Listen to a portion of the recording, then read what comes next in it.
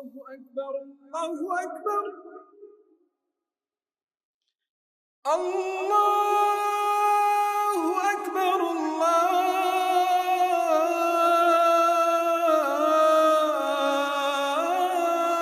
الله أكبر أشهد أن لا إله إلا الله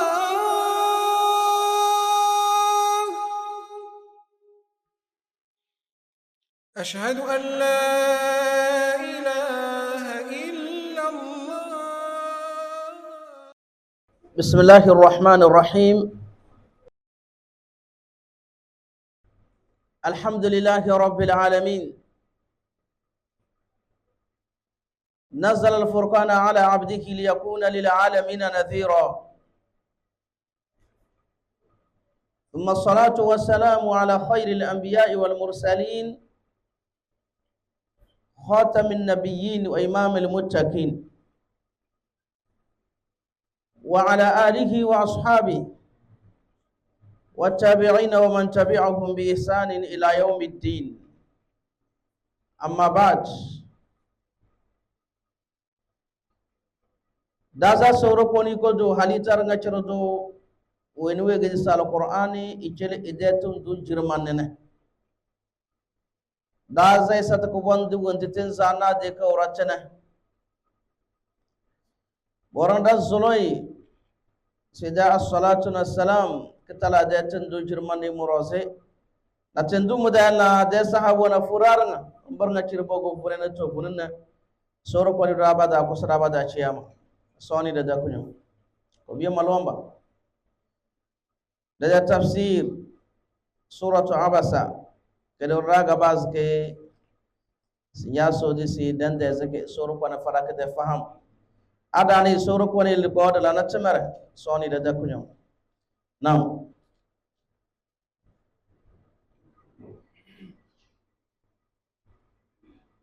أعوذ بالله من الشيطان الرجيم.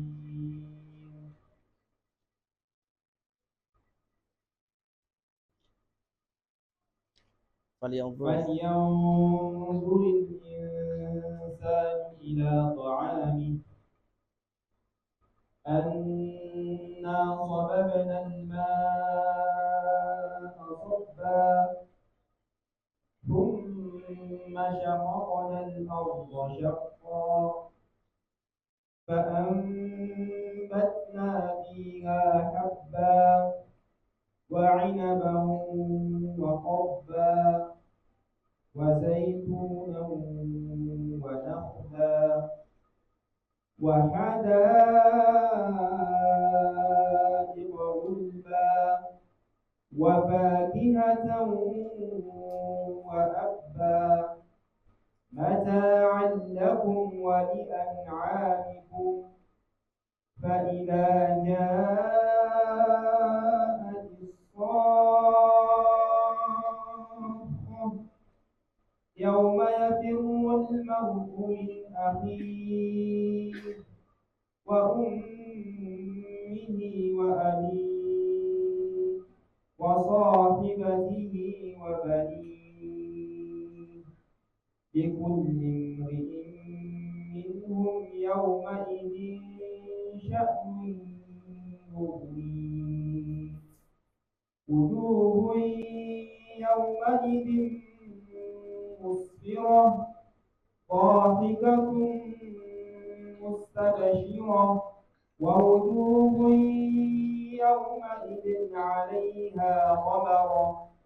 ترهقها قترة أولئك هم الكفرة الفجرة. أعوذ بالله من الشيطان الرجيم. يقول الله سبحانه وتعالى فلينظر الإنسان إلى طعامه الآيات. لقد ورسول قواني ومتدا أنغني تابا بازنارو ده حالي تنه بمعنى أنغني تابا لنا أورنا ومبان لنا ينه لدور كنا ولا نا أور حالي تنه نقول من أي شيء خلقه من نطفة خلقه فقدره ألم بونده so في رام بيرو كنا ولي ديكو سيجنا سورة كونون ماتدا ومبي بالزيروم isofo si de bawor nga cer ekol dunia dane ingin ga silana echo dunia alafia bedam beze bela oro cho dunia alafia se wedi inyo na beze cho alafia bela ber nga cer bela so wala oro ko jow eseze wembisi di cho alafia na bu cho la so botana amma bage belage rara nga cho bimana eso wala wa halita eseze be de dunya esewo wembisi be di bonyona be kabesana bala so botana abige rara nga cer wa dal bele kaballa so bota soro ko la sira don gonda kan e kadezia na barwa ne bile ballan sobota na bere be kisi bile soro ko nan matrase orotta ga ebem falyanzur al insan ila ta'ami abge bang matana ruga danni da tali so de yuku na so de ko nyon ne re ede rahma wonti wa bere ide halita rosana rubam ide kidim la ruwa ta'am kidim la rubam ide kidim ngna taso wa gbere de kidim isena bile so ve rangne bella ga kidim wa lega den dina won do sara abge do so ka wa woli da abge da se sanna sababna al ma'a sabba esoro kon sadana bilawum babe gedisi lem tino do sob bilaga waro sababna ma an sabba esos do dozi na bun dor bunda won dozina do dozina lem dozi tetendanga biya adala do rose mana tewge so lanu febele moy gidi selam yazi ba adala do rose thumma shaqaqna al arda shaqqa esor ko ne se mo gona lem lana nge mo ve adala do fa ambatna fiha habba e mo ve adala do fede bo bla bayana nge mo we ve adala do blana nge mo yele konyo deni wonti to foza dane to konyo to kali adala do rose abla parana dosu parana lage soro kono wele akone belem be adala do de fede nanage be mo bu konyo gumbisi mo yana be nyo fambatna fiha ay fil ard adala do rosi mu ile konyo dene konyo eso ngone tada konyo dene tem natara tamana tene natara tamana kidiji wa malwana mlabu to binyaze natara tamana nye dengonde amade be so de ikoche ombi so wala che nar tambe zela fase sor murike nar fam be zikka di selam be kalina soda fase so de iko irke ko ngom be zbola ngonar fe wam fe pende na buru e konyo fase so de bem adala dona kade doni so wa bertew na branga bi jodoni ama bando mele ade ya wa mele na wa mele dem de kanyo ala dala do fe be fe bonyo wa mala fade kale mala fade kale o misakwal le bakale bonyo bangale na so se mo fe ko bele e so se mo fe ko adala do ke kidi do wan gale bonyo so mo bona na wa mala won nyone bi nyoye be na bi joko zo bele ne wen we ve na adala do ke de wa mala fade wa gale wen we ve na adala do ke de ke fade wa gale wenwa vena dala do ede kidim bernga cirang man na bernga yodua dala ba kali wenwa na bele sawal na bele yelesa thumma shaqaqna al arda shaqqa nana ba'da thumma na thumma bawle se tawa ne bega bo dubla na bada ka ba je modu sinye ne kifeben ben jamunyo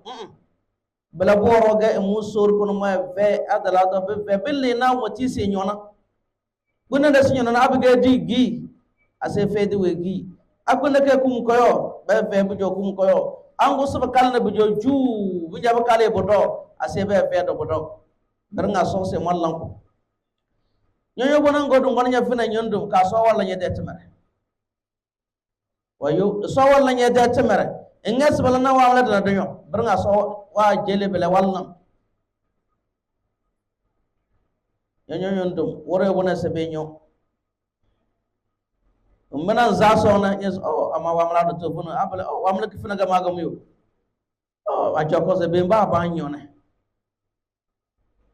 aso wo so la na da joko so ada nyo woni nya bena sa dolo bon bela na so le ala anyo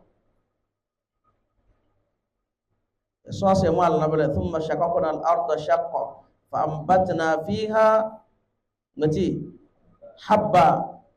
so se moyele hab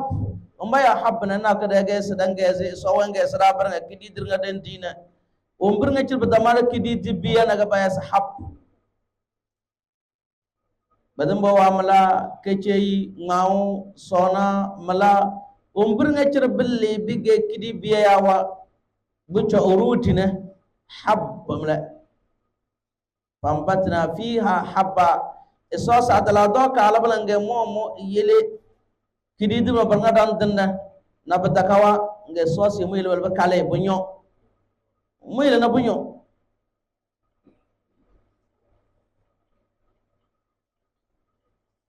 bala dendi bala soti na yo ade di betala la sobota dan faranga bunyo dan di bala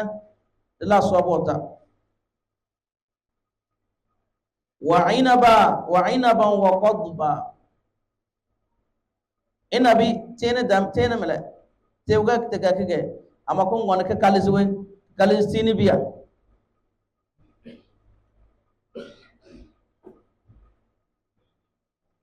asoro kon wallan ko la baranga cer kala ba yom ba ya se raisin ya so mi ay kana bele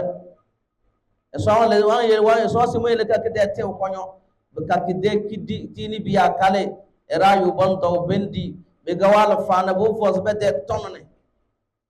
be bes bala bala sobota wa qadba umma ya qadba nage wombringe cer abo gorodo be da kabe ge biya be da kabe ge tini biya kidim de biya ya wango be da kabe tini amma be ge kidim ge bangonge bela ba satin galo jambu joade be da asli joade amma bangonge aba gona ba fozna na babaza ka ba aba go ba fozna na babaza ka ba na ti gbe obra na mati mele ay mawo kala ke tini mawo bi kidim bi ya mele hab mele ana he gbe mo bele ndana ngonde sose e mo ala na kala ba sa qadu umbringe cer bondu abago babaza ko nyona babaza kale don ma kala ba ko la bede babo gona bangum gona bede tan kala kan sentan yana wa inaba wa qadba so se mala na bala barnga cirum mu cele rubuna adam bede kana de tele bala barnga cir don yu don du bunyo dal le zira na takana da tele so wala ko jelida wa zaytunan wa nakhla zaytun danya kala tiwon ko ba zaytun ka dal fan wo do kede biya on foze ngaban la kede biyen num bu ngano kab se kidim zaytun kede num da zara mata kede num dal fan ce kala kede num ba ngana ta ku suru nya la fe ba ko don na ko don na num wo ngo na ra ko don na la kedenu balla kidim bazare bawasana begele romane zaytun mala so se mo allana wala bida para budon nyo bida mana bidal lande de ce wa nakhla debina de tew e soro ko ne sabranga amwala na mu cele rubuna adam ka wondo debina talande de ce to matali ya le rubulan faranda wala targe amma bungon da ci don bungon ce do don taw gal fan de tew ga paado debina de tew e so de tando muhammad sallallahu alaihi wasallam ba ke kesana man woni desiro ge wara na de sahabo ge se somboz me ste wona kurwa ke de ya se pade me mal woni desiro munyo sahabo wa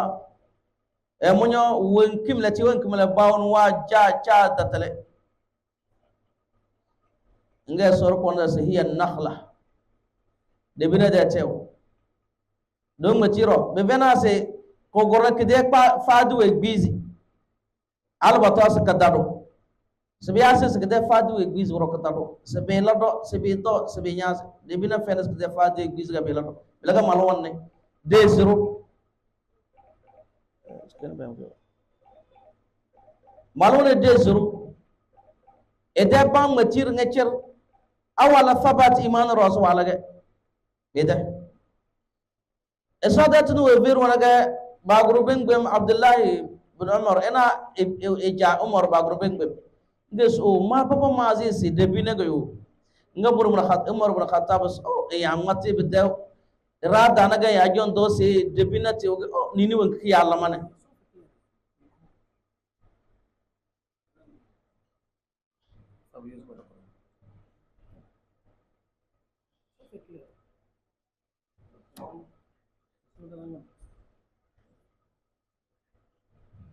sese nini wengi ke yalla mana o bida kamose biele debina wana alfano do be kile to men ke dal alfano wo do gete o kazange de kin jeli wo mbirnga cerbe gal alfano biele soro kono wen ferim da sese ko jonna da na kididi da debina wana mom wala era yu benti bile mo do se alken dalida ci do yu denti wa nakhla mala wa zaytun wa nakhla wa hadaika gulba sanatin ku bande na tini wo yozu do bunyo be katedet isodat de wulazi petradama to na zotu kozo kala se gulba chebele wa hadaika gulba se tene babula lawdo zotu wa bi babu jakazo te petana da modo be kabu voziru bun adam e so se mala la baranga cer nyam dalide nyana mangina do te batizi zeti dizer dar ko na biddo be zotu na bu vozi be te de biye wo vozi so se baranga mala na mu chele rubun adam wa hadaika gulba wa fakihatan wa abba isase mala fakiha o maya fakiha nage o mbirnga cirru wandi bida kay wanja de se fo ama wandi wondo ka bu joyini awa zol sidi fo won fo ama satana kar wandi bla bida ko na tafaqquhan isase mala na cilida yana satan hondo su bunga mu aya baro nabur da kai suba kama sai ta foyo wagan jade sai to nini labda kidi do wan ten se goya ba chomolo kadin goyu makado sele mu chomolo kadin makun badme nyesi do sodom do to fakiha wa male tini biya womba irwan do ka ba joyinini nini rozga wanda tafakkuhan yana ninu rozga ruwan do bele bide pana to biyele esawro pone sese bele bide pana ranga cerna amwa la namu celida fakiha male wa abba wa fakihatan wa abba umbaya abbu nege umbirnga cer dabo won dawna umbirnga cer dabo won daw ka eroton dawna bilaga bas ab kada baso abba chebele tala dabor kan daw na nyi doro ya choko wodo ngonde dabo won daw roton dawna warna karba bose Abubakar Siddiq radhiyallahu anhu nabi Anas Malik wirana bobozi sese ogaba gaso wala na fi wa abba abu ogaba ya bele ngasi o adala do won kambe ko ketemo ya samo ngimbe zuku kufumara abige mangmati sode Qur'an da mafana bidatelin bimana alle kana mangmati sode Qur'an da mafana bidatelin adala da biziketema sama biziki kelema kifumaraze kana burto yuma si ferise umba baya abuna mudabatil pe de enye se umburnga chere da bo won dor ba sa ab amma kunda wonde purruga ba yabale bile sabuwar nga cenna ga basan kide tafsir nar ta jazan so mbirne ce dabo won dawo ton dawna abba mala bede biga batos kunda na ga bay yabale ba wala dano se de dibike be fay warna kare Umar ibn Khattab radiyallahu anhu walla mu khutba daga wa gal aya watana wanga nare aya watana wanga nare yes wala bada na bala baranga bajam banne ne gutu bena so anara aya wana so wa ya zabada da wanga matafawe ga abe dala aya wa nara ta amma wa dala wa abba nage wa wale zinga so abba wa wale zuma nga sese tawmane wa bese matanades Umar ibn Khattab abla yazo alam bandele Qur'an nga cer dambar nga cer bo nana anda tala abbo ga bellam ngati awole bo nyazo ala bato seye baranga edanga matana bala nyazo ala bato seye baranga belaga matanate de very setala Qur'an da bawo ne mati wumbi nyene nare kan mata Qur'an da wasabe evena bedetane ile tafsiri da tom he bari ne sodene dar na tafsiri da tom anya bandal aya na kurgan dan bande bugutul bambe bere rasa nyana aya kana madane beda alma galaka da tafsiri min diman ba ce madane feri rabla men mate soro zum biya fena bedatel na sode tafsiri da jokale circiya jokale bilen ba jamba fakana mala umbir nga cira da ba won dawro ton to na bida be bala ba fa tafsir na mala yana wa faqihatan wa abba nga soro ko na samata lakum wa li an'amikum isbala bir nga cira mayela bu ko nyota na to blana mata lakum bigam yom de kidinge yucho ilana alfane wali an'amikum namide da bawa muyama lana alfane bo fosame muyo de mede da bawa do tela do de to ngo da bo fosa tela do dom se nyambar nga cirbe ngilna da bana ada nyede fay bala ba janga bala ba so ko tamane wala nga wala ke de warabe lakalana da bo wala wahala alena tro wa nyaade da bo tutu mawaze nam fulan dine vino sa da bo da bata waze nano waze bi gona ko domene wala nga kala ka zo bi bisi biti nambere se ba so fase dele bandara maje sellan wannan da bata to yu zawaze da za so woni gidi da ta wona banya ta nya kana nye de baz nyodana nyona to bala ba jama baz fez mala baz wezi mala to biele so se mo ala da dona dodu yudidi de da badi den di da feze da bo wondi ka da feze ro ndara ba ku jon wati so jillana mata'an lakum wal an'amikum ngase fa idha ja'at as-saha bara bringa cire so ro ko wala da dendi da so dalina so sala da wale bada wale da wale duniya da bala nasidi didi karala sobota adidi asidi didi umbige da halalina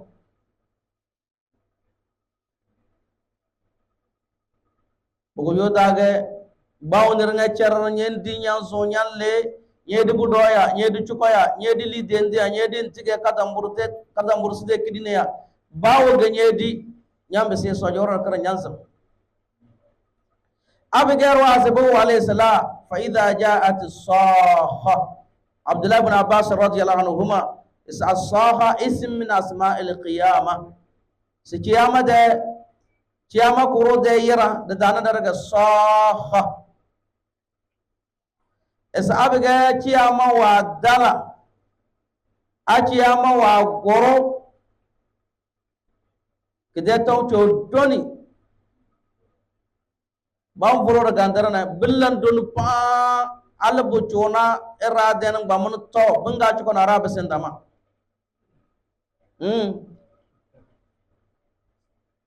jodoni isab labi dawra wa dala ngati silana yawma yafirru almar'u min akhi sabdawra kanga urangi ci ama so kono bidawra ga aci ama gorga nyanna urwe zwa wayli egobu edawalo ya inu chaw ko don ko kono aga weza ilay anu alo wezwa yeli branga bo akhi jaddace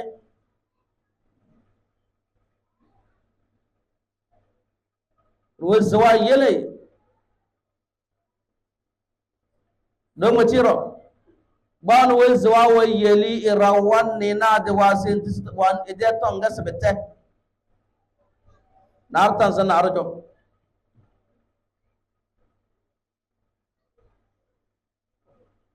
subhanallah duniya ce an gobo yelam ne da won bre chokozo nyodo ya jana yelam ya da kabala amala kharab da kabala ruba na gobo yelam no go wese yele ciyama mala talina kon ce wa ummihi wa abi erwen wanne ko da kunyom duniya ce idan jana buru yugo so wa madam wazei ya da kabala wala le khairkana wazei saw e bonai haji ilai al khair wa yangane wongo na yikidim e fay kidim wombisidi nyo awanyade won jotinai suma gogo madanya na buru teknai kikiti ya da kabala biya kifana bla bala magona ben biliwe idan jabotos na truwe de kanago amachi yamani suwe suwa yelai yamu aba fai wezo yele wa abi irwezo wa yele ja sukai manja waranda lokuta ga moy yonke mammai yangane manyoso do malado bayu fezi dunya masala mo ngone kidi wembi wendi wembre fene ya da kabala ila li khairwa aw ili de bonele amana haji yangane umbringe cirbum boze se lanawo e jawumbre fene wallahi wallam la ya ba mo no fene se yangne so ma jade no na se mo nyoze be no woni jo fene wayo subhanallah azra zenar wa mulora se ha e jasho fere se do mo dan jala wahla dunya amala akhirab da kabala wallahi la akhirab da kabala la akhir wizwa bana jado wizwa wayidi yara wizwa be le bajana an Ibrahim alayhi salatu wasalam wizwa ile jachiyama ande bornga wizwa mbaba dana talatu gon wizwa be ile be sebele bagona enam bila rasul Muhammad sallallahu alaihi wasallam mate sese chawan matna de bu sese enganya be na madu nya be na ma chawan chiyama mlew nya be na ma chawo ni ge so na sai tarai inda ka muzinya galna ko kada wahala dunya do tumbu man jade jona konda chiko ga man jade bana bala se sinje wura kana kiyama ka doda biti wonku monanga lada ko do man jate se le sinjelma la ko dum kum kama vezi sinje wura kana do amado kibitu amona ma nabu feri jase se baba won binyalla wa hala biti wan zunya dona ama lazima de lada ko no me jelnya biti ko mona mordo bala boro asana sinya me vene ko mo lazima de lada me jelnya na budu no fo wa gba mele wele jamle aba jama mena wane da kunyo wanda mele abla duniya da ce ga na buru wana chawo takase nga buwa na se men jeli halba takasan kan mamma wan jeli adan jeli wan jeli da sam amala kharabe febele buwe zwa yele ja yele go buru faisi chele وأمه وأبيه وصاحبته وبنيه يسير وزواء يلي صاحبته إدالو إنا والا بصلا لما الدنيا دا چيگه سو من دالوگه سبتكنا سي من دالوگه و يورو چلي چه زولي سولن تتنگا نام بيرو زولي دالو دنيا ملا سولن كنكرنگا چر والا دنيا كتنگا ase barnga balen bi so sole nage ata kabla dunya katan abada ana ara abasal akhirat kezin kida kiyama ka fay ruwez waya da ile da lu kiyama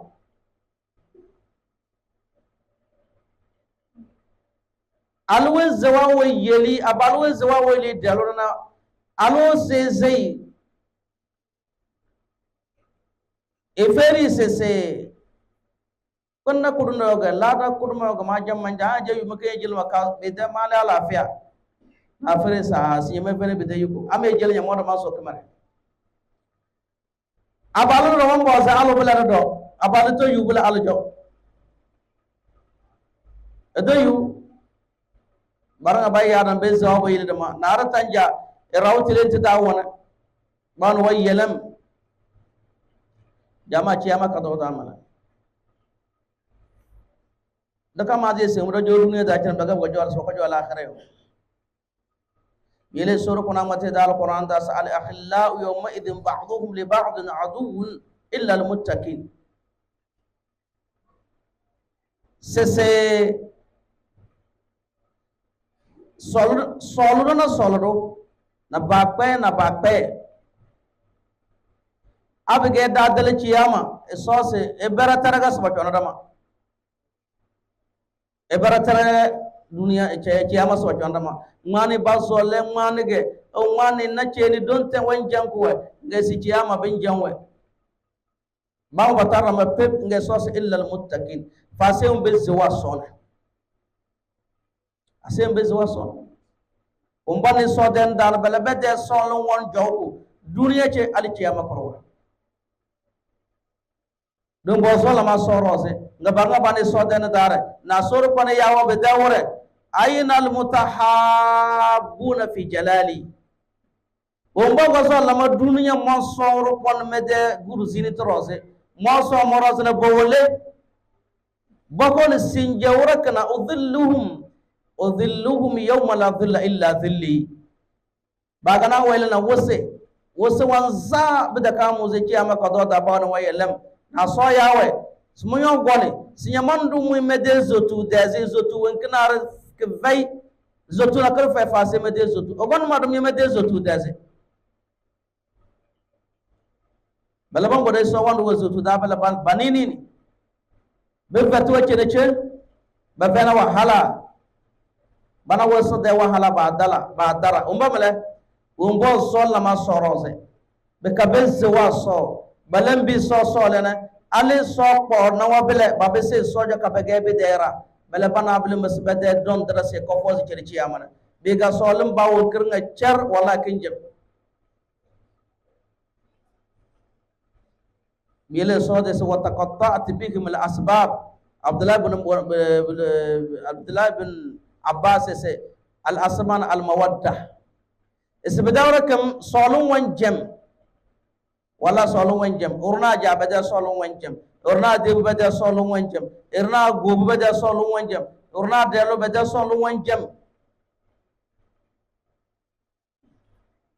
baranga bincam fase so zere danga wanga ko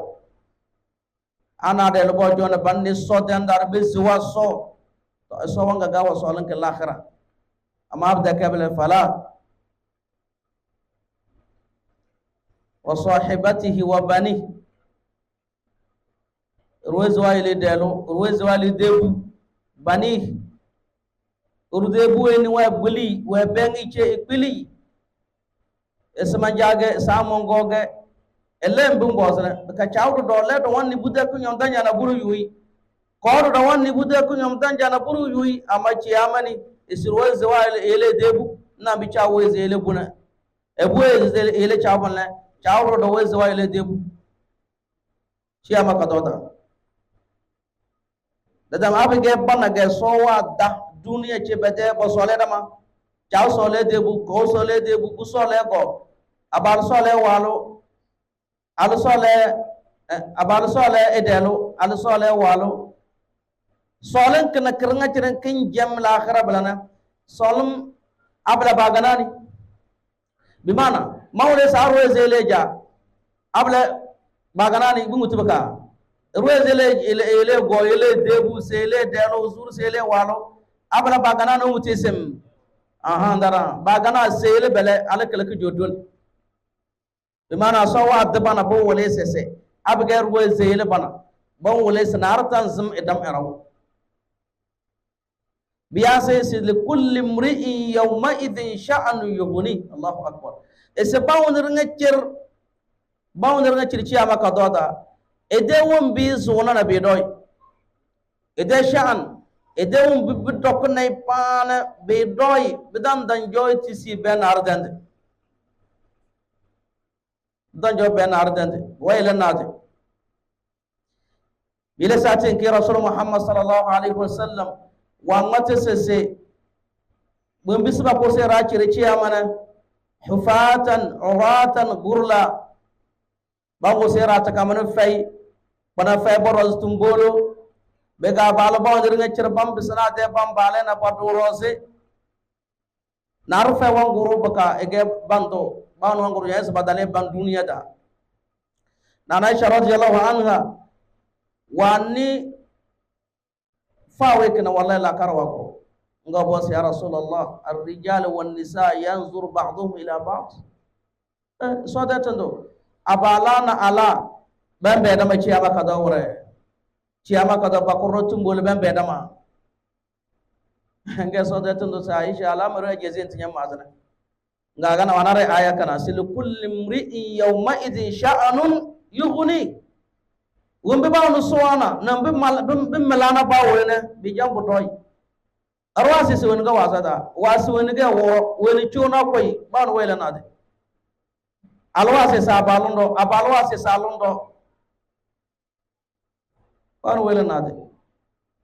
ciyama ngoruna wona ngana ko so wonti wona talla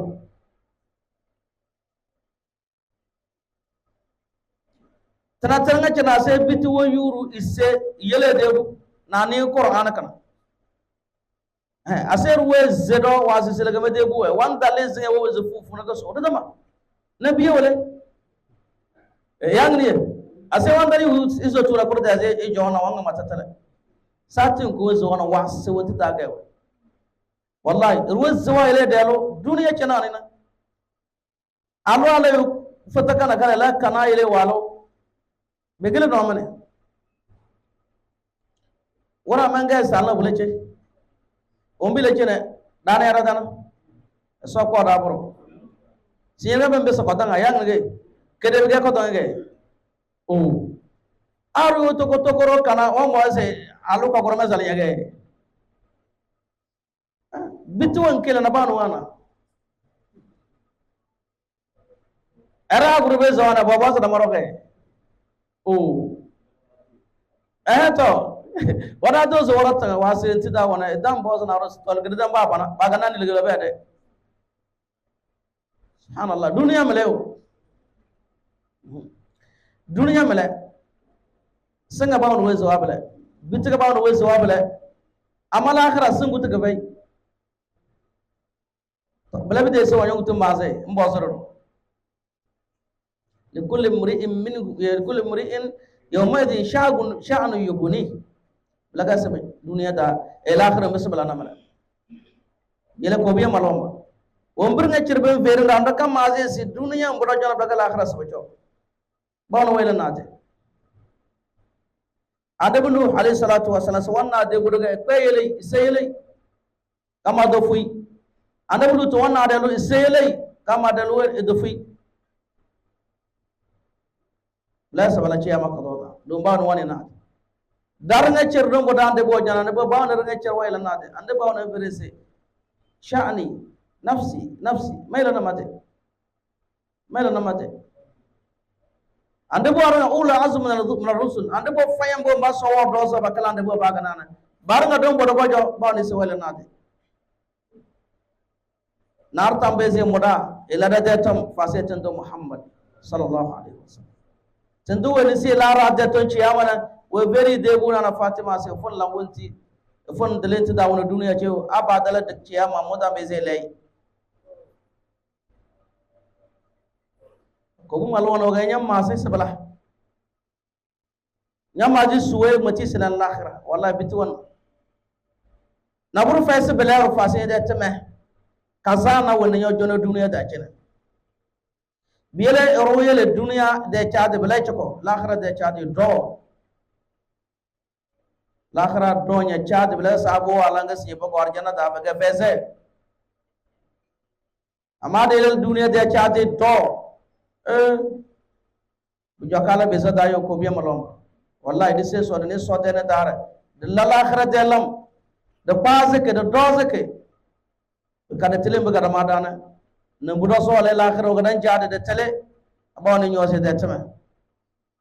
bawni ile talwa anyal la tuba zeyele de talwa ile erawan dare na budo cire ciyama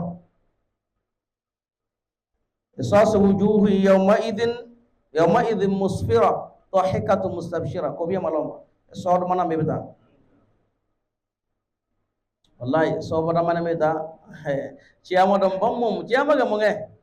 mun ni duniya je banya munge so cige nyamunga kaka ga sasa na bakala ya telefone pese tana bbc widi yazo da foke duniya da munga cina anya mum koro biti amala akhira anya mum nyamunge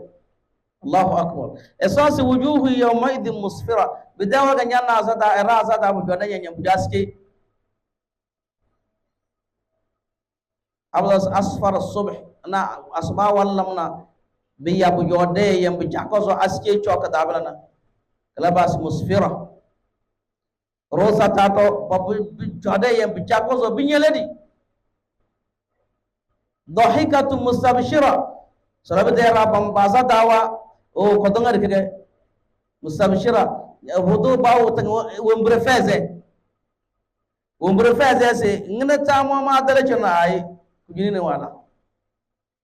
bitu wallam bil rabb mil waga nyanna sai ron janna sama mo kujini ni da kabudo mo nge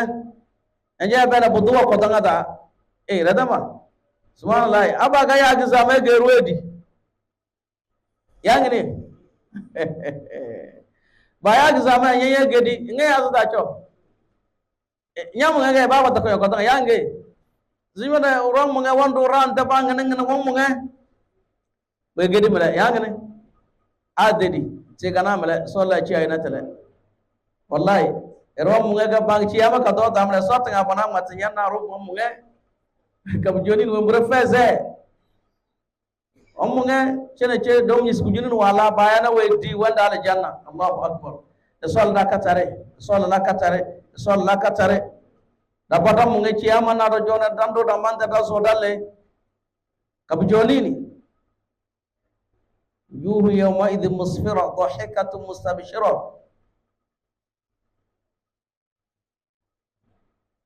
diga selande ووجوه يومئذ عليها غبرة ترهقها قترة صلى شيء أي جماعة sola zara bada zabara nyanna era zada na bere zada alaiha ghabara babu kode bujais buru vuna ko na badu kode pana belaga bujais baza dai se buru gode is buru tarhaquha qatar mana sawat siyanna ezada biri won bali bu fu bidana ezada yobi bira piri be bu gode be bibira budon jom be mbudo sada jama solla ci ay yan jandale sahabana biti dina mala dom biti won mone pali sada biri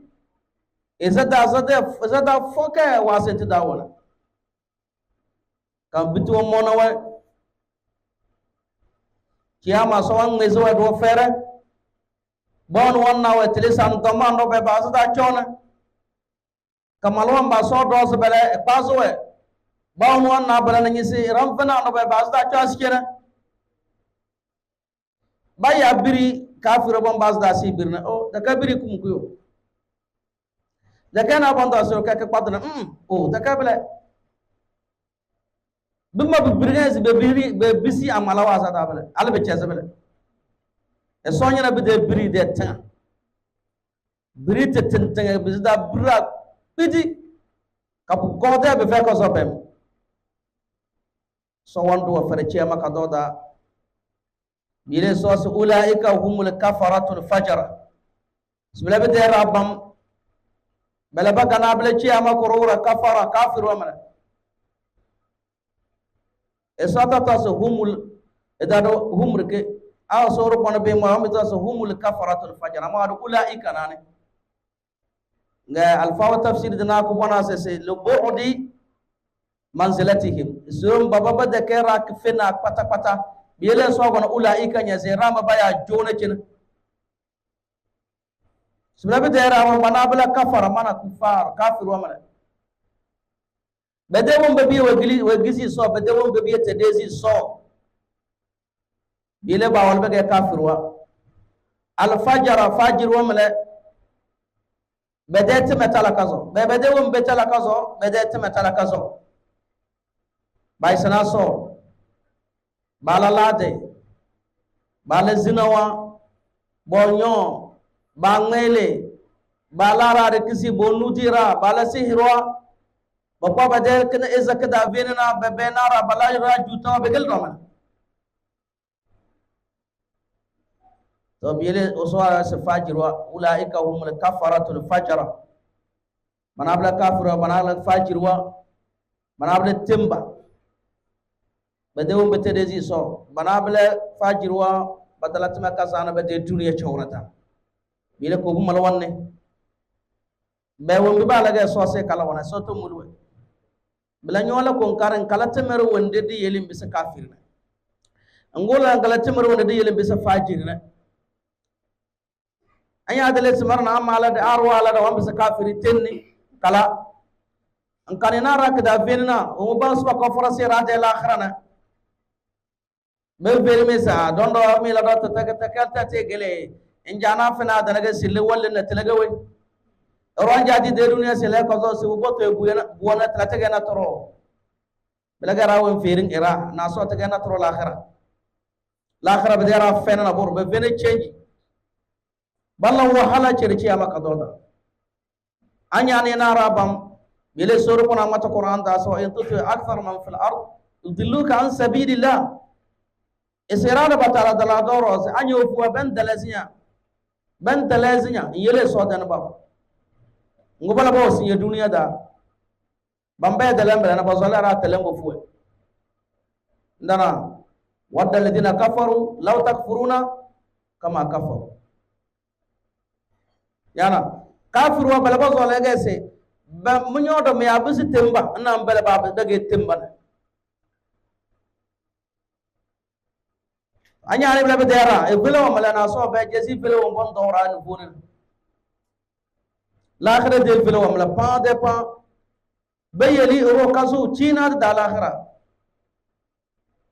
bela kabsan doke so ni wen tal fo matana yana so de Qur'an dana nen tal fo matana nya so de tundu da hadis wadana sura kwanda zuloi e fara ko ko zonga e so le ciya markazo ram fenada sura kwan le zrak da venada kal zrak da venita sura kwan le zrak fere fara ku tunin so cere de talo malan to mo se de tafsir so ta abasa da goro ka da za so da mata so mata da ka da na mu bigale khiruna so le de baladu fu bodo la na tamar mi so mata da sidi sedi yele ne so le bi sedi yele ko jone so wa mata da ko do da na mu wallanda ne so le de sai so la da mu ban sanne kado la da mu bin desi se so wa fa ko dana so balla bi da katara yele de talo to awore wona bossa ami so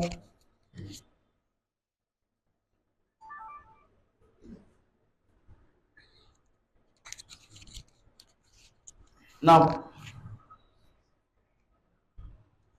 to somo ami so dogo cheni wombudaji binje dogo chere mo daji wombudaji nam to so dera so gon wimbi ana da bu mo na bigana bawalu veti se so de da so mo nai e waluwe veti nam ide fugumsige do le de tele ide kumsina ngene ge won boda hajiya ido boli yangni nam Allahu akbar e walu musalla gafara amin amin so chey amin ado dogo mo wanna naru ko de dare ka bada de ko bana bam pasnai nare de bin ka falna de ambe de asona ambe bil lan namala dum alu weni wana katabane idan wal haji alfa matbada tam de tarawada afawthum ithamin wa matbada tam de tarawada yele katabado tam wal haji kala do sawado nay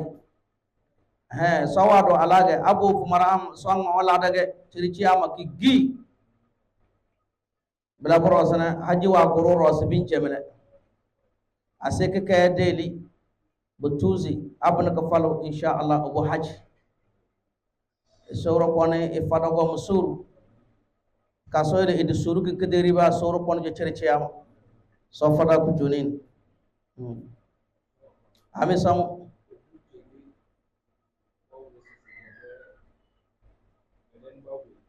Nam.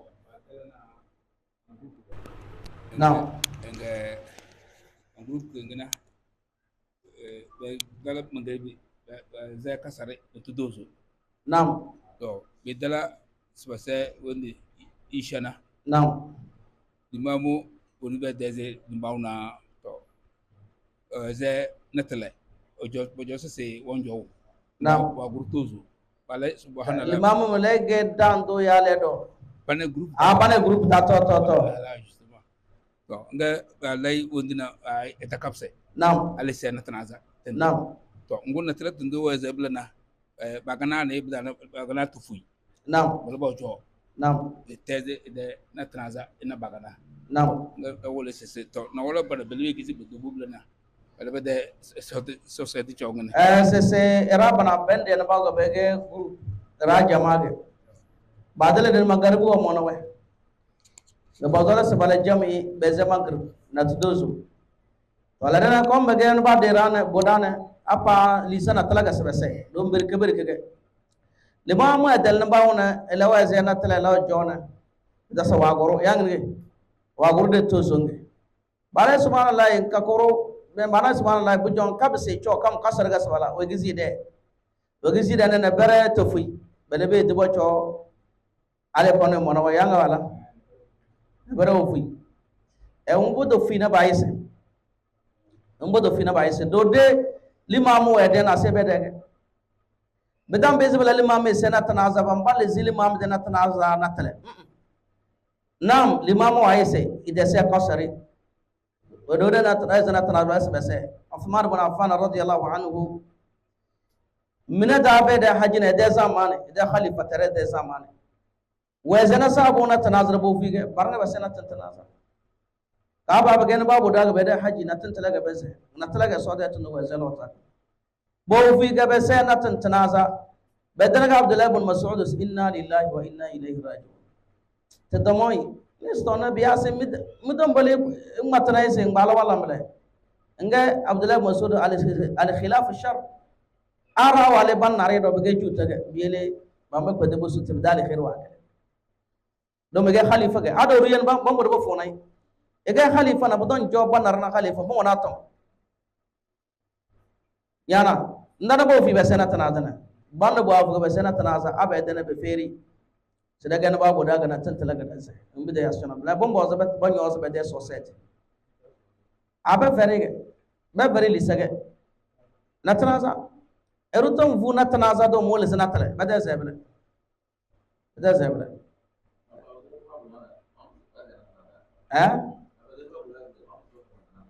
be gana babo dana ya ebenge gbem ya bago na babo be sena tale abang ibu beda, bamba saya pada waktu bagian apa pula, saya bersih nak tenaga, begaran oleh, insyaallah. Wan juga wandu, atau,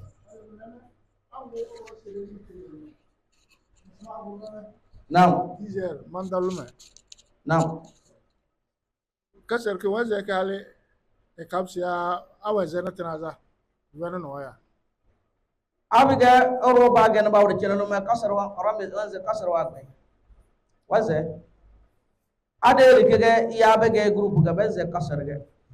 ama bege wo bo monara wanze jama yanabda wo fu balaga sena tantanaza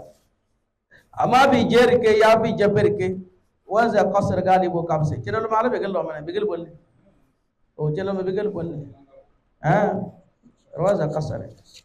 sonda de ko ñum ana bara waze 83 km mo mena kilomètre wana façon ami anya ka de zera no roga moto to ne ba de be sera so de tonga smo bol nam ingirida baziru se estacional imam al mafai e woron we tasdi bo l'église modalam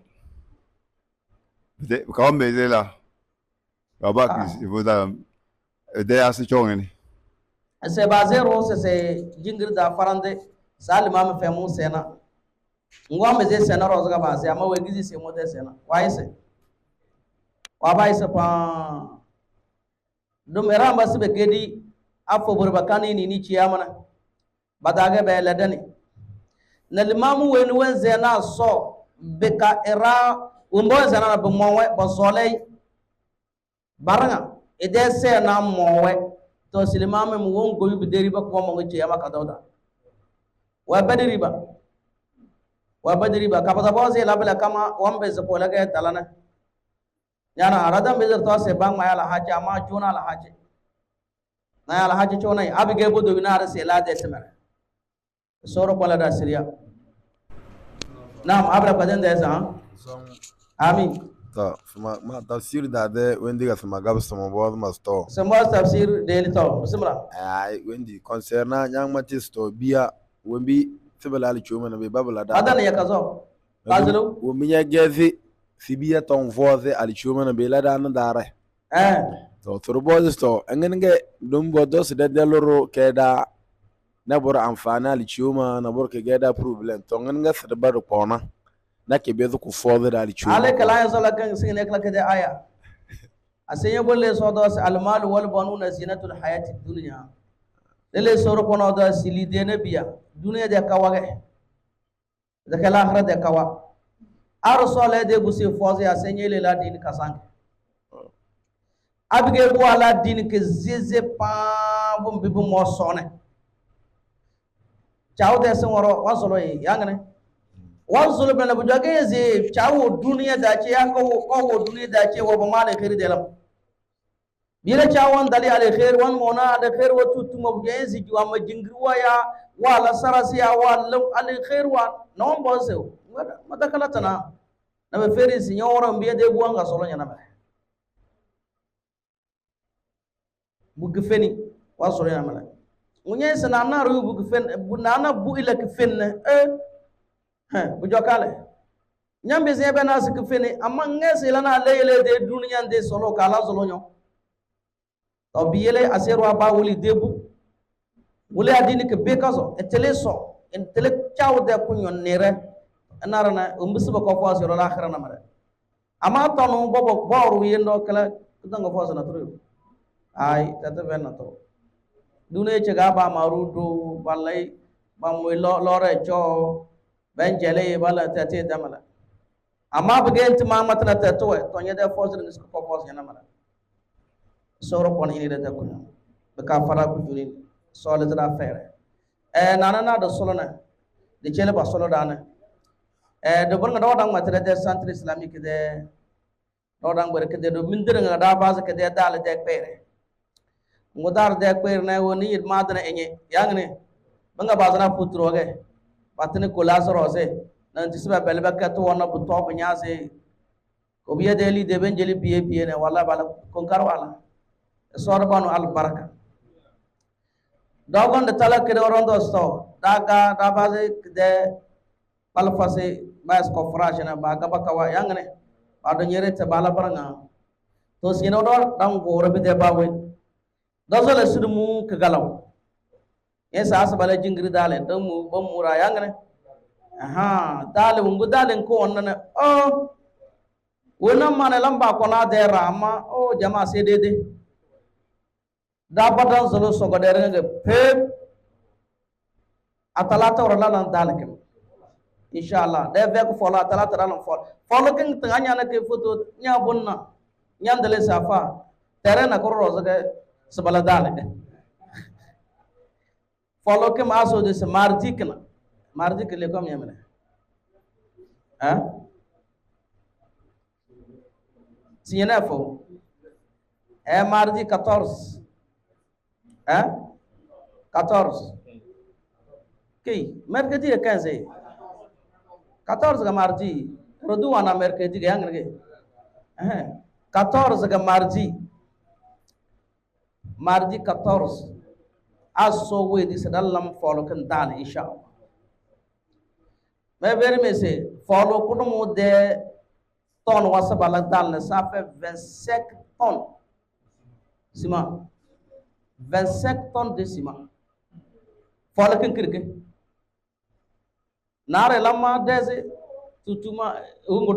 donji banzan les o man de dese yange follow kudumu de dal 25 tonnes sur wala bida ka mo se rawan jeli bilana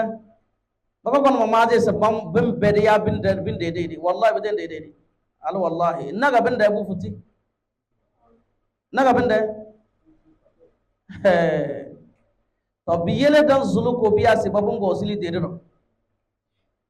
kadam zulu ko biya se marji kana atalata kana don do cedenge kana gayo eke 14 kana bon boss da irra tutuma be kabe ver asa 4 heures déjà bamba masdal dom nyes be do abada base bele kuyu ka tata to biyele ara wo bomble abo bo sankare ais ba jama se kuru bero be de ama be jama dal se terwa rutubo mele ban solo se rabu bo ful bo de fa jihad na kirmale wallahi jihad na kurmale sabo wala jihad ngana botono ne de beteli de na bala fitina bala buro asana ko bi malomba de la sur da badan solo me kadam mume narwa ezole se la mado li de do yangane la da bomba se bona de we de tono an gunya do ga li de ganyo bona de tono do sole la baranga so ga yalen jele bele eso amati si inna allaha shara min al mu'minina anfusahum wa amwalahum bi annahum lahum al janna esi mu soro bone mu amu ira bedeli de be jele mu amu bede tonu no be jele mu amu mu si fara wele mu se fara al janna bi anna lahum al janna bona al janna ci ama mu se fara wele bala yede tonu yedeli de bondo da da do si jeda wo cere da fe yo ko biya malama dan na barada bazana ta kon karakam si wallahi be fay bala dala kon karala misra sira worona da zulumi atalata kana do la dalakum dayin sidan dali ce dase amma be sawro kono gonda le talelene dasa so bala bura sana ko bi mala kalamale bala basum bo zada kidim bombo zada lim piye watawa al farowa bobona ba wona be zaga wodu wace kasangro do bonana jihad na korro melew samo kidinga mo samal mo bona wace ge ay mo mago sumundu ay futu ga mo sumundu do de hiya kidini do be dawra dan jadi kidim atalata warakam 14 kana atalata kana dan jadi kidini do awolo bodo piyotana do sole awon bobo ra kidim ne do sole branga bala ko biya malomba da de jihad kam de kele ke de doro do wala dalakam na do solo sof sanada de teze follow do so da sanya so teze bana kutuni be kada solo duro ko ne tamara na sada lado na sarte no ya fitina so tarara nabi e so tarara nabi yes no so ko burlu moge wala jo kontra dini na ya jo kontra na tamana na wala delu masana ante bala boro sana e so ro ko ne da soloi e fose ali khairu e jele da bada warakam e la tamara na e jele da bada kana wahala bada kana no ya bada kana fitina be kada solo so da dalakam e so clara e sir abala e so le bocho ba gber borna ba gber kaso ama e so yana bala ko ruwen ngori jele rona e so lan jele da bala ba wala bada tela ama so nyoga tel do kadesi yanne nyoga yuko do kadesi na so lan jele da so fada ku junin bala jama baka kanaru de tafsir da ce baka kanaru be boss roga kadamba ya mai se to na bala ta na bodo na bagana kono batasana da bala sor kono fada ku jingir war nga cerba ni feri raw limamu ang matana era ba ko mura ba kono bala da tamara da katra tara abadu to ketana sa ardu ba katra ga asba bay o bodo mala yang nge ya ru se so faranda kam ya wa se so no tozira santala ndana bandu safuna be se so ro bi jakazo kada de chamar lakazo yangane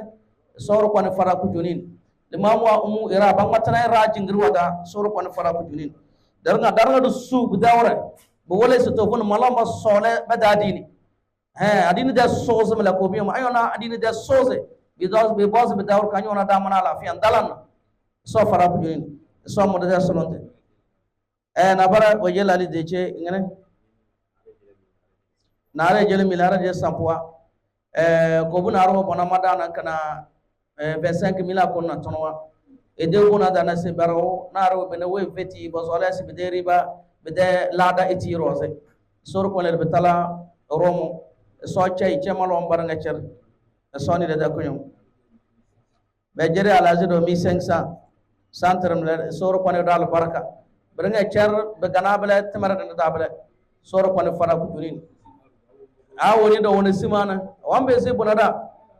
awoni simana ambe si bona awona wona gara fiena branga wambe si mona da kayinga branga dom tamara bama soro ko ne fara ku tunin soro ko le zra fere moder solonde so nyede de talwa wala be ge dede ne azwa korna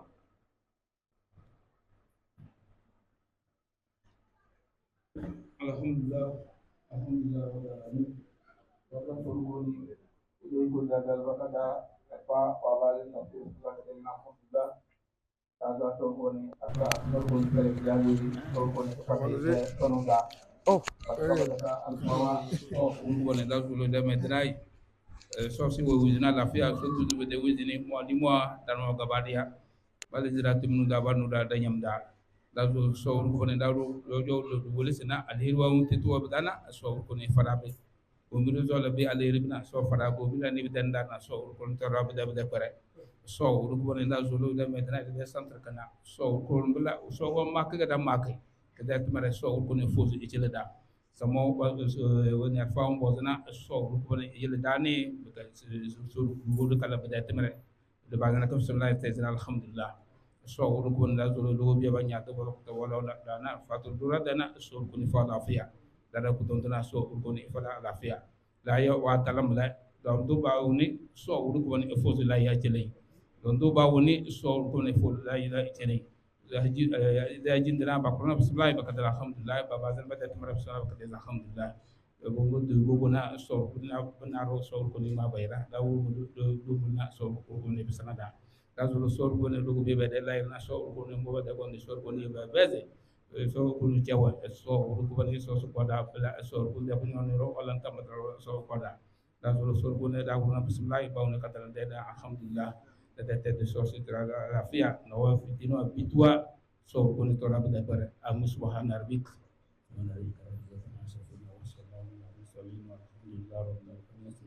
صلى الله نبي كريم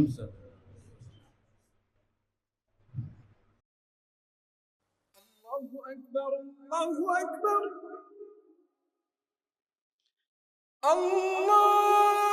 الله أكبر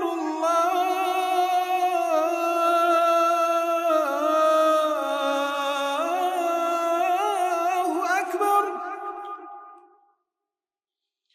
أشهد أن لا إله إلا الله